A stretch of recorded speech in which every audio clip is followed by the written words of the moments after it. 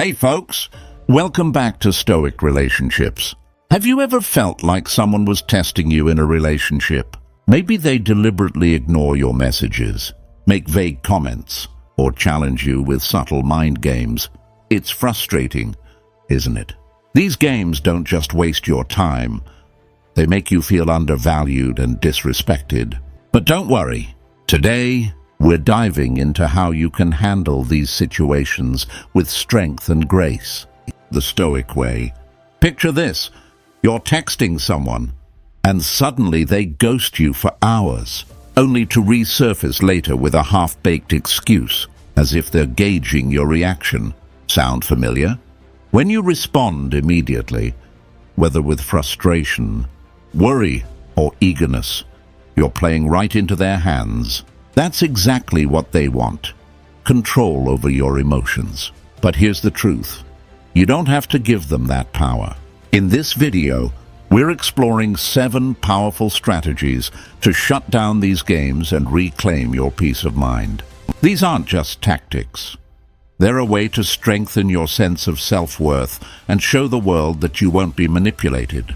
Whether it's in romantic relationships, friendships, or professional connections, these techniques will help you navigate the challenges with confidence. Let me tell you something important. When someone plays games with you, it's rarely about you, it's about them. People often resort to manipulative behavior because of their own insecurities or need for control. They're testing the waters to see how far they can push you, but you don't have to play along. Instead, you can apply Stoic principles, calmness, self-control, and focus on what you can control to rise above it all. For example, one of the most effective ways to handle mind games is to prove that you're not easily manipulated. If someone tries to dictate the pace of your interactions or control your time, take a step back. Don't rush to respond or react. Instead, create space. This not only diffuses their attempt to control you, but also shows that you value your own boundaries. Games like these aren't just limited to casual encounters. They're often more intense in romantic relationships. Maybe you've experienced someone making you feel unsure of where you stand or intentionally withholding affection to get a reaction. It's emotionally draining, isn't it? But here's the kicker. They don't expect you to stay calm, collected, and in control. Throughout this video, we'll break down how to handle these situations step by step. From mastering the art of silent confidence to flipping the script on manipulative tactics, you'll gain tools to take back your power. These strategies aren't about playing games in return. They're about stepping out of the game entirely and showing that you're in control of your emotions and actions. Imagine the impact when you handle these situations with dignity. Not only will you protect your peace of mind, but you'll also command the respect of those around you. People will see that you're not someone to be toyed with. And the person attempting to manipulate you will quickly realize that their tactics won't work. If you're tired of feeling caught in these psychological games and want to know how to maintain your self-respect in the face of manipulation, this video is for you. Stick around until the end, because each segment builds on the last, giving you a complete toolkit to navigate these challenges with wisdom and strength. All right, folks, let's get started. Number 1. They think you're easy to manipulate. Prove them wrong. Hey, folks, let's talk about a scenario we've all been in at one point or another. When someone assumes they can outsmart, outmaneuver, or outright manipulate us. It's infuriating, isn't it?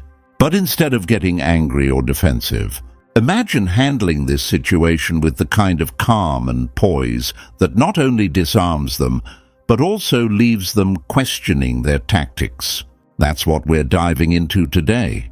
How to prove to those who think they can manipulate you that they've got the wrong person. When someone plays manipulative games, their core assumption is that you'll be reactive, that you'll either fall for their ploys or lash out in frustration. This is where Stoic psychology offers us a golden rule. Control your emotions. Control the game. Manipulators thrive on chaos, confusion, and impulsive reactions. The moment you refuse to give them what they seek, you've already begun to take back the power. One of the first things to do is recognize the signs of manipulation. These can range from subtle guilt-tripping, passive-aggressive comments, or sudden shifts in behavior designed to confuse you.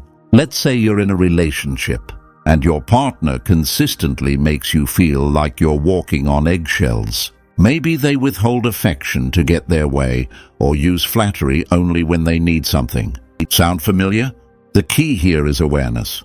By identifying these tactics, you shift from being a pawn in their game to someone who sees the board clearly. Now, proving them wrong doesn't mean engaging in a tit-for-tat. That's a trap. Instead, focus on boundaries. A manipulator's biggest frustration? Boundaries that they can't breach. Let me break this down. The next time someone tries to guilt you into doing something you're uncomfortable with, pause. Take a breath. Then calmly and firmly say, "No, I'm not comfortable with that." Notice what just happened there? You didn't over-explain, apologize, or justify.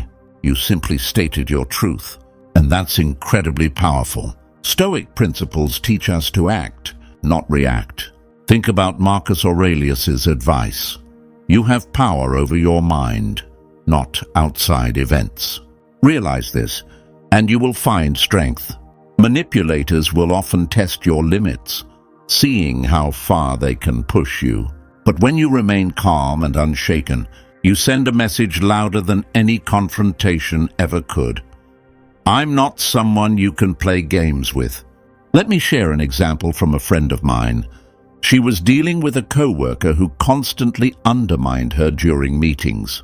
Instead of confronting him angrily, she started documenting every instance of his behavior. When the time was right, she brought it up calmly in a one-on-one conversation, laying out the facts without any emotional charge. The result? Not only did the coworker back off, but he also started treating her with newfound respect. Why? Because she handled the situation with intelligence and composure, proving she wasn't an easy target. This brings us to another tactic, the power of silence. Manipulators often rely on filling every gap with their narrative, convincing you to see things their way. But silence unnerves them. The next time someone tries to corner you with manipulative language, don't feel the need to respond immediately. Pause. Look them in the eye, and let the weight of the moment do the work. Trust me, it's far more impactful than trying to argue or defend yourself. Finally, remember this. Proving someone wrong isn't about vengeance or even about them. It's about reclaiming your space, your peace, and your dignity.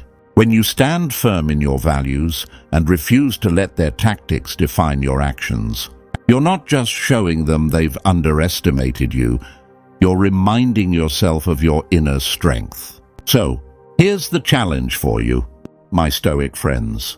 Think about a time someone tried to manipulate you. How did you handle it? What did you learn? Drop a quick comment below, something like, "I choose strength to affirm your resolve."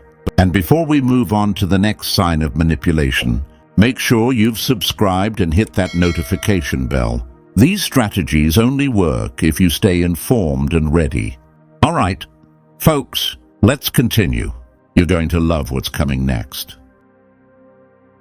Number 2, they think they control the timeline. Flip the script. Hey folks, let's talk about timelines. One of the sneakiest tools manipulators use to keep control. Whether it's in a romantic relationship, a friendship, or even at work, people who think they can control your timeline often use it as a way to dominate the pace of your decisions, your responses, and ultimately your power. But here's the catch. Timelines are only as powerful as the control you allow them to have. Today, we're flipping that script. Think about this. Have you ever been in a situation where someone rushes you into making a decision? Maybe it's the classic, "we need to decide now," or "it's too late" line. Or maybe someone delays action endlessly, leaving you frustrated and powerless. These tactics are deliberate. The manipulator sets the clock to their advantage, hoping you'll feel pressured to comply. But my Stoic friends, the power of your response lies in your ability to control your own pace. Let's break this down with a scenario. Imagine you're dating someone who keeps you in a state of limbo, texting you when it's convenient for them, leaving you hanging when you need clarity. Or maybe you faced someone at work who drags out a project timeline, forcing you to wait while they prioritize their own agenda. In moments like these, you feel stuck, don't you? But here's where Stoicism comes in. You control your time, not them. The first step to flipping the script is recognizing the manipulation. Many people weaponize urgency or delays to keep you second-guessing. If someone pressures you to make a snap decision, ask yourself, why the rush? Similarly, if they keep stalling, consider what they gain by keeping you in the dark. Awareness is your first defense. Now, let's talk about how to regain control. One of the most powerful tools you have is your ability to say, "I'll get back to you." This simple phrase buys you time to think, removes the manipulator's leverage, and reminds them that you're not operating on their timeline. For example, if someone says, "We need to talk right now," you can calmly respond, "I'm not ready to discuss this yet. Let's revisit it tomorrow." Or, "See what you just did?" You reset the pace on your terms. Another key tactic is setting your own deadlines. Manipulators hate this because it removes their ability to dictate when things happen. If someone is dragging their feet, give them a clear timeline. "I need an answer by Friday." This forces them to act without allowing them to prolong the game indefinitely. Here's a personal story to illustrate this. A friend of mine, let's call her Maya, was in a relationship where her partner constantly kept her waiting. Waiting for texts, waiting for plans, waiting for commitment. It was exhausting. But one day, Maya decided she'd had enough. Instead of waiting for him to dictate the pace, she started setting her own terms. If he didn't confirm plans, she'd make other ones. If he delayed important conversations, she'd move forward without his input. You know what happened? He started stepping up. Why? Because Maya showed him that her time was valuable, and she wouldn't let anyone waste it. Now, flipping the script isn't about playing games yourself. It's about valuing your own time and showing others that you're not at their mercy. Stoicism teaches us to focus on what we can control. And one thing you absolutely control is how you allocate your energy and time. By taking charge of your timeline, you're not just regaining power, you're sending a clear message. I respect myself enough to move at my own pace. And let's not forget the importance of staying calm.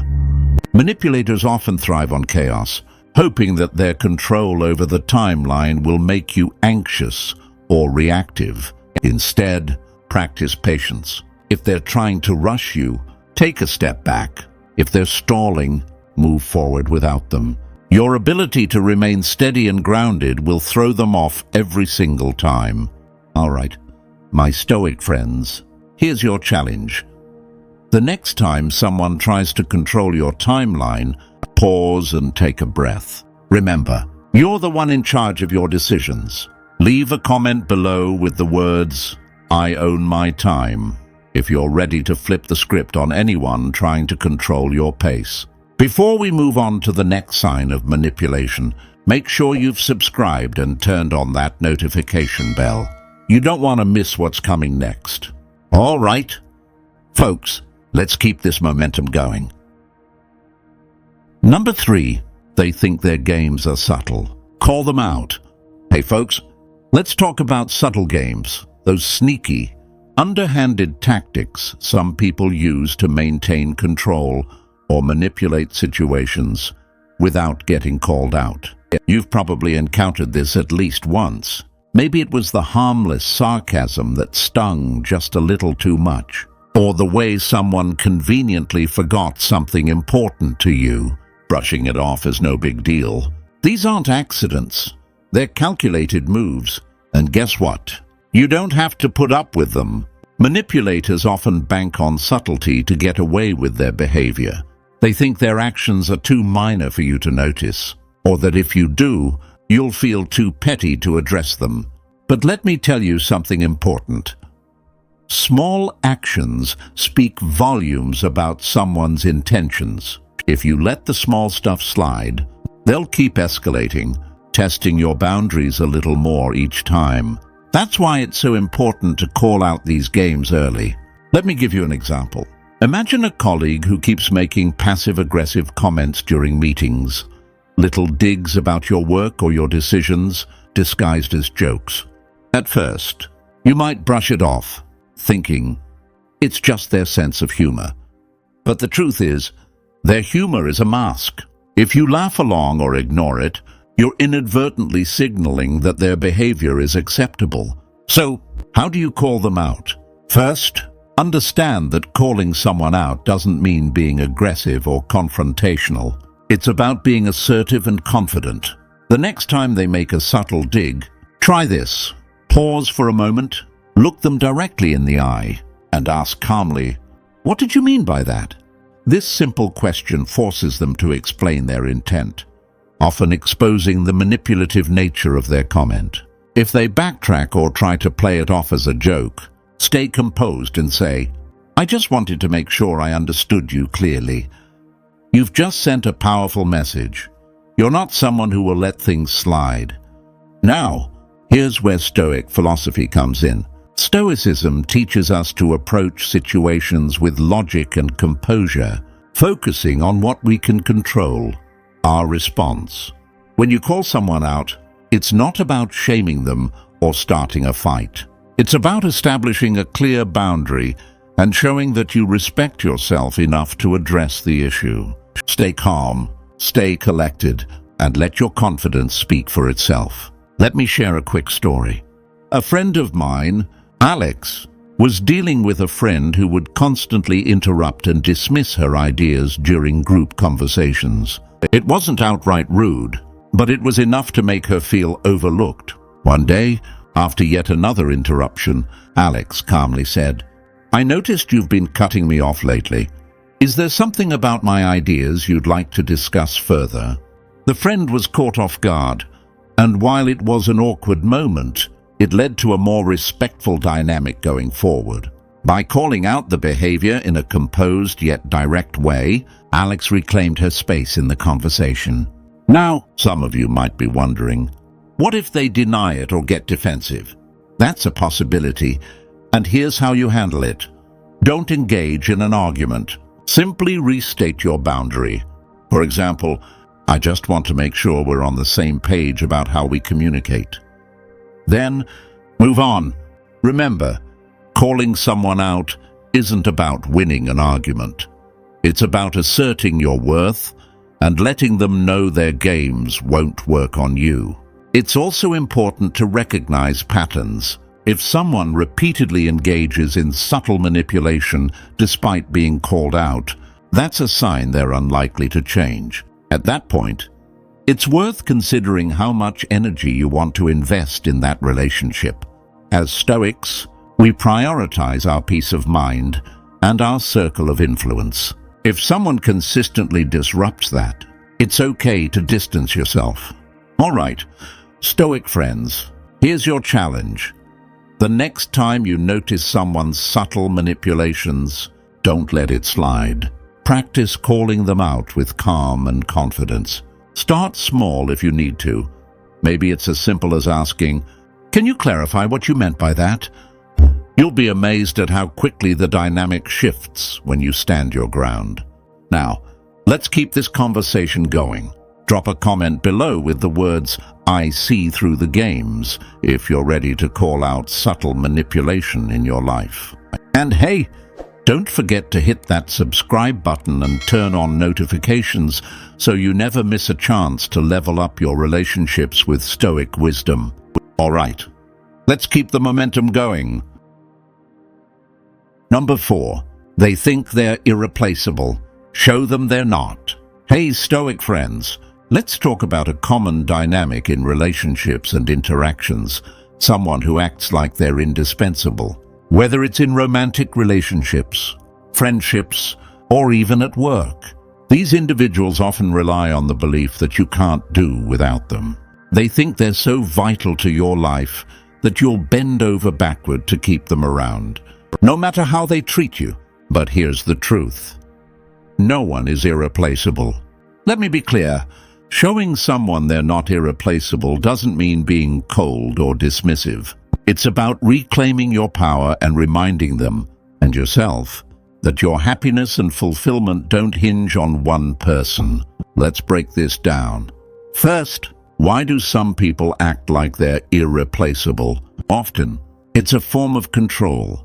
They use phrases like, "You'll never find someone like me," or imply that their presence in your life is a favor. These tactics are meant to make you second-guess your worth and create a dependency. But here's the thing. This behavior says more about their insecurities than it does about your value. Recognizing this is the first step in breaking free from their grip. So, how do you handle someone who acts irreplaceable? Start by shifting your mindset. You are the foundation of your own happiness. If someone is contributing positively to your life, that's great. But they're not the sole source of your joy or success. When you internalize this, their attempts to leverage their importance lose power. A practical step you can take is to focus on building and celebrating your independence. For example, in a romantic relationship, don't let your world revolve around one person. Invest in your hobbies, friendships, and personal growth. When they see that you're thriving with or without them, it subtly communicates, "I choose to have you in my life, but I don't need you to define it." Let's talk about boundaries. If someone acts like they're irreplaceable, they might also push your limits, assuming you won't stand up to them. This is where asserting your boundaries becomes essential. Imagine you're in a friendship where the other person constantly takes advantage of your time, assuming you'll always be there. The next time they make a last-minute demand, try saying, "I can't accommodate that right now." It's a small step, but it shows you're not afraid to prioritize yourself. Now, let's add a layer of Stoic wisdom. Marcus Aurelius reminds us to reject your sense of injury, and the injury itself disappears. In this context, don't let their attempts to make you feel less than affect your self-worth. Stay calm, grounded, and confident. When you respond with composure, it reinforces the idea that you're not tethered to their validation. Here's a real-life scenario. A friend of mine, Sarah, was in a relationship where her partner often said things like, "You'll never find someone who understands you like I do." At first, Sarah brushed it off, but over time, she realized how these statements made her feel trapped. One day, she calmly replied, "I value what we have, but I know my worth doesn't depend on anyone else." This shift in energy was subtle but powerful. It reframed the dynamic, and her partner started treating her with more respect, recognizing that she wasn't clinging to them out of fear. If you're wondering, what if they don't change? That's okay. 2. Not everyone will respect your newfound independence, and some might even double down on their behavior. This is where you have to make a choice. Do you want to keep someone in your life who doesn't value you as an equal? Remember, walking away isn't a loss. It's a gain in self-respect. Now, Stoic friends, here's your takeaway. Showing someone they're not irreplaceable doesn't mean proving a point through words or confrontation. It's about living your truth, being confident in your own value, and prioritizing your peace and happiness. When you do this, you naturally shift the dynamic without even trying. Before we move on, let me hear from you in the comments. Have you ever dealt with someone who acted like they were irreplaceable? Type, "I value myself" if you're ready to break free from these dynamics and embrace your worth. And hey, if you're new here, make sure you hit that subscribe button and tap the notification bell so you never miss a Stoic relationship insight. All right, let's keep the momentum going. Number 5. They think you'll settle. Raise your standards. Hey, Stoic friends, let's dive into a topic that's as empowering as it is challenging: raising your standards. If you've ever found yourself in a situation where someone assumes you'll settle for less than you deserve, you know how frustrating it can be.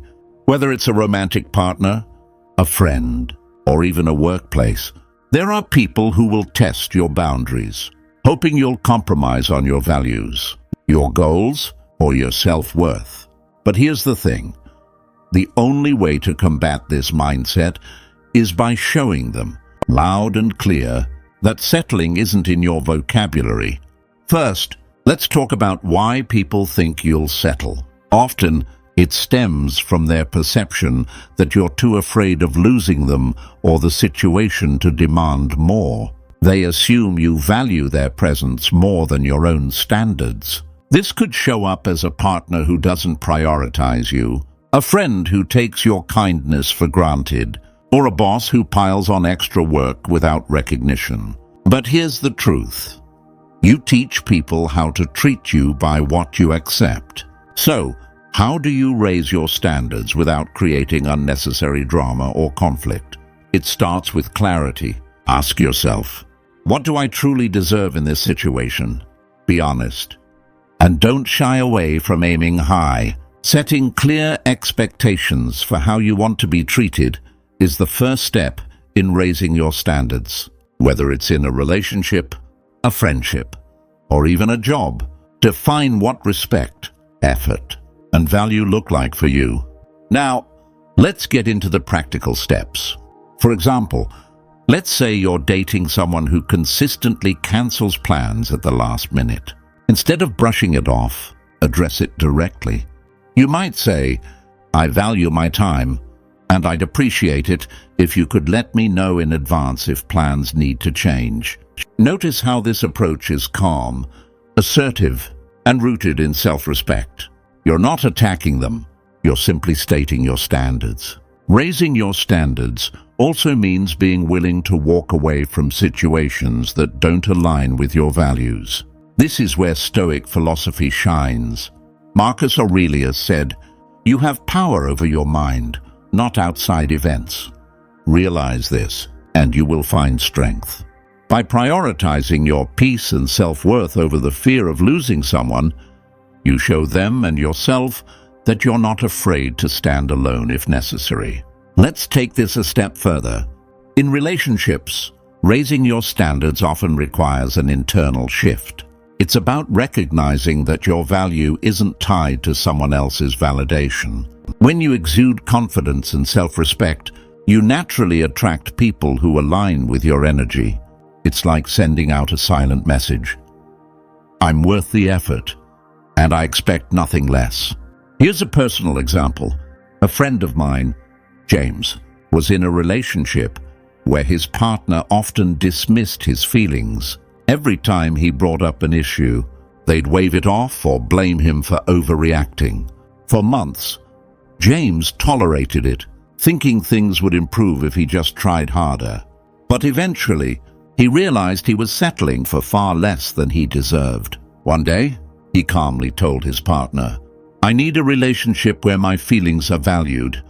If that's not something we can work on together, I think it's best we part ways." It wasn't easy, but James later told me it was the best decision he'd ever made.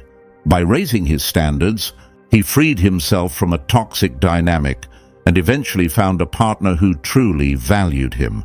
Now, let's address a common fear. What if raising your standards pushes people away? Here's the hard truth. Stoic friends, the people who leave when you raise your standards were never meant to stay. Those who genuinely care about you will rise to meet your expectations. And those who don't, they're simply making room for better connections. Before we wrap up this section, let me ask you, what's one area of your life where you know you've been settling? Drop a quick "no more settling" in the comments if you're ready to raise your standards and claim the respect you deserve. And if you're new here, don't forget to hit that subscribe button and turn on notifications for more Stoic wisdom. Let's keep moving forward. Number 6. They think you're playing their game. End it. All right, Stoic friends, let's talk about one of the most empowering moves you can make when dealing with someone who thrives on manipulation: ending the game. When someone tries to pull you into their cycle of mind games, they're betting on one thing: you'll keep playing. Whether it's passive-aggressive comments, ghosting tactics, or constant power plays, these behaviors are designed to keep you engaged, frustrated, and, ultimately, under their control. But what happens when you decide to stop playing altogether? You take back your power. So, how do you recognize when someone is pulling you into their game? It usually starts with patterns. Maybe they give you mixed signals, leaving you guessing about where you stand. One day, they're all in, showering you with attention, and the next, they pull away, leaving you confused. This push-pull dynamic isn't accidental. It's a tactic to keep you hooked. It makes you work harder for their approval while they sit back and call the shots. The key here is awareness. Once you recognize the pattern, you can step out of the game. Ask yourself, what do I gain from engaging in this? If the answer is nothing but frustration and self-doubt, then it's time to disengage. Remember, Stoic philosophy teaches us to focus on what we can control. You can't change someone's behavior, but you can decide how you respond to it. Ending the game doesn't mean you have to confront them dramatically or explain yourself in detail. In fact, one of the most effective ways to take back control is through quiet detachment. For example, if someone keeps ghosting you, stop chasing them for answers. If they thrive on provoking you, stop reacting emotionally. By refusing to engage, you're sending a clear message: I'm not here to play by your rules. Let's break this down further. Say you're in a situation where someone is constantly testing your boundaries, maybe by canceling plans last minute or keeping you guessing about their feelings. Instead of falling into the trap of over-explaining or demanding answers, take a step back, limit your availability, and focus on yourself. This isn't about being cold or unkind. It's about protecting your peace. Here's a powerful truth. When you stop playing the game, you force the other person to confront their own behavior. Games require two players. When you remove yourself, the game ends. This can be unsettling for someone who's used to manipulating others. They may try harder to reel you back in with grand gestures or guilt trips. Stay firm. Remember, you're not rejecting them. You're rejecting their behavior. Now, let's apply some Stoic wisdom here. Marcus Aurelius reminds us, you have power over your mind, not outside events. Realize this, and you will find strength. By stepping away from the chaos, you reclaim your mental space. You're no longer a pawn in someone else's game, but the architect of your own peace. Let me share a quick story. A friend of mine, Anna, was in a relationship where her partner constantly played hot and cold. One week, he was attentive and sweet, and the next, he'd go silent for days. Anna found herself overthinking and overcompensating, trying to win his affection back every time he pulled away. One day, she decided enough was enough. Instead of chasing him or questioning his actions, she focused on her own happiness. She started spending more time with friends, pursuing hobbies she loved, and setting boundaries. When her partner tried to reel her back in with sweet texts and apologies, she responded politely but didn't engage deeply. Over time, she felt freer and more confident. The best part? She realized she didn't need his validation to feel whole. Ending the game isn't just about cutting ties. It's about shifting your energy. Instead of investing in someone who drains you, pour that energy into yourself. Rediscover your passions, reconnect with supportive friends, and remind yourself of your worth. The more you focus on your own growth, the less power their games will have over you. Before we wrap up this section, let me ask you, what's one game you've been caught up in that you're ready to end? Share your thoughts in the comments with Game Over to declare your freedom, and don't forget to subscribe and hit the notification bell for more insights like these. All right, let's keep this journey going. Number 7. They think they can win. Prove them wrong. All right, Stoic friends, this is where it gets real. When someone believes they've already won the game, whether it's manipulating you, outsmarting you, or undermining your worth, they're operating from a place of arrogance. They've underestimated your strength, resilience, and intelligence. And that's where you prove them wrong, not through loud arguments or dramatic gestures, but through quiet, undeniable action. Let's break this down. What does proving them wrong really mean? It's not about revenge or one-upping them. Instead, it's about rising above their expectations and showing that you're not defined by their perception of you. They think they've got the upper hand? You show them that your power lies in your ability to stay grounded, focused, and undeterred. For example, imagine someone at work constantly trying to outshine you, believing they've left you in their shadow. Instead of getting caught up in the race, you channel your energy into delivering exceptional results, staying professional, and building a reputation for integrity. Over time, their antics will pale in comparison to your steady progress. In relationships, this principle is just as powerful. If someone plays games to keep you feeling small or unsure, proving them wrong means stepping into your confidence. It means recognizing that your value isn't tied to their validation. You stop seeking their approval and start living your life fully, with or without them. Here's the thing. Proving them wrong doesn't require confrontation. Sometimes, the best response is no response at all. Imagine you're dealing with someone who thrives on provoking you. They believe they've won if they can make you react. But when you remain calm and unbothered, you rob them of that satisfaction. Your silence and self-control are louder than any argument you could have. Now, let's add a layer of Stoic wisdom. Marcus Aurelius wrote, "Waste no more time arguing about what a good man should be. Be one." In the context of dealing with manipulative individuals, this means shifting the focus from their behavior to your own actions. Don't waste energy trying to prove them wrong through words.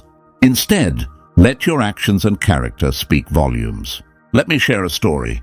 A friend of mine, James, had a colleague who constantly undermined him in meetings, taking credit for his ideas and dismissing his input. At first, James felt frustrated and defeated, but instead of confronting the colleague directly, he decided to prove his worth in a way that couldn't be ignored. He started documenting his contributions and sharing progress directly with his manager. Over time, his consistent efforts gained recognition, and the colleague's attempts to discredit him fell flat. James didn't have to say a word. His results proved everything. Here's the bottom line.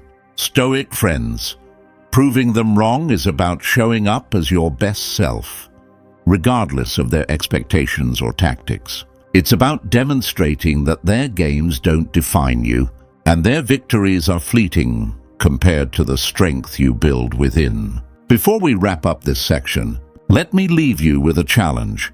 What's one area of your life where someone doubts you? How can you rise above and prove them wrong through your actions? Think it over and let me know your thoughts in the comments. Just type "Rise above" to declare your intention to overcome.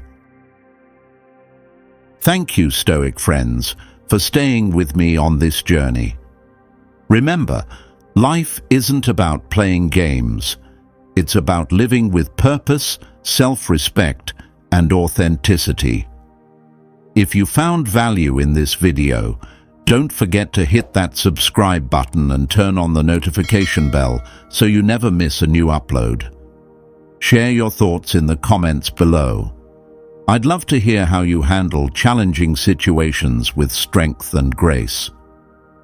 Until next time, stay strong, stay wise, and keep thriving. See you in the next video.